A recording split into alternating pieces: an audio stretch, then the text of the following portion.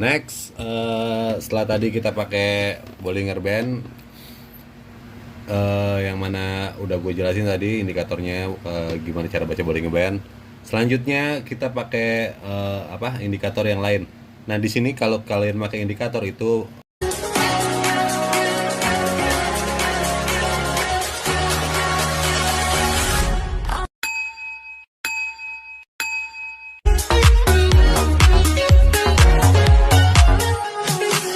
kita pakai indikator yang lain.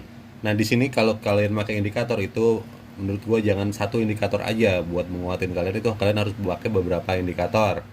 Indikator kedua yang biasa gue pakai, dan kalaupun ini gue pakai yang kedua itu yang lama gue nggak ilangin, tetap gue pakai di sini.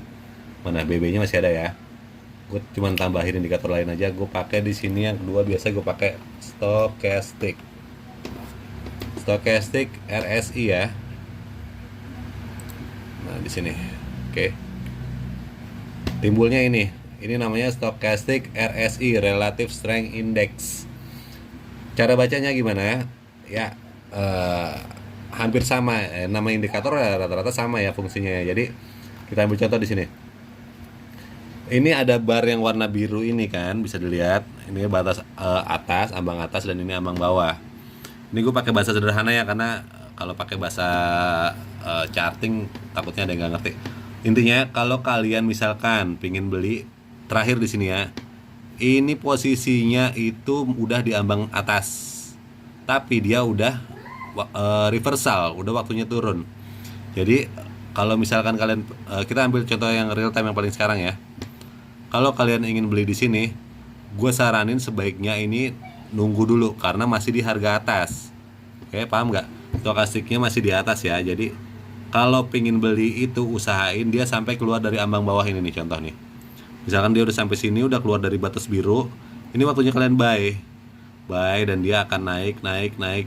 Kalau udah ambang atas ini, nah ini kalian harus sell. Gitu ya seterusnya. Kita ambil contoh di sini.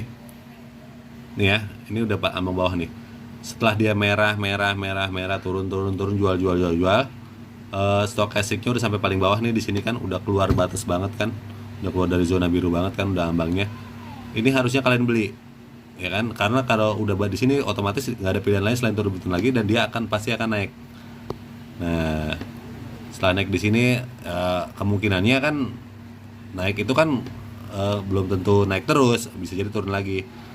Nah, di sini kita biasanya siapin apa sih namanya? Tambahan, apa sih dibilang segitu? Oke.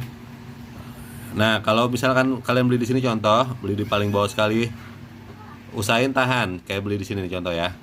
Tahan, hijau sampai keluar ke atas sama batas, ini kalian harus sell. Ya, gitu ya simpelnya ya.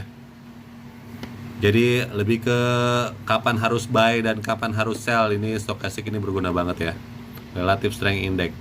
Oke, untuk lebih ngeyakinin lagi, setelah dua indikator ini biasanya ada satu indikator tambahan lagi yang mudah-mudahan bisa kalian pakai setelah ini ya.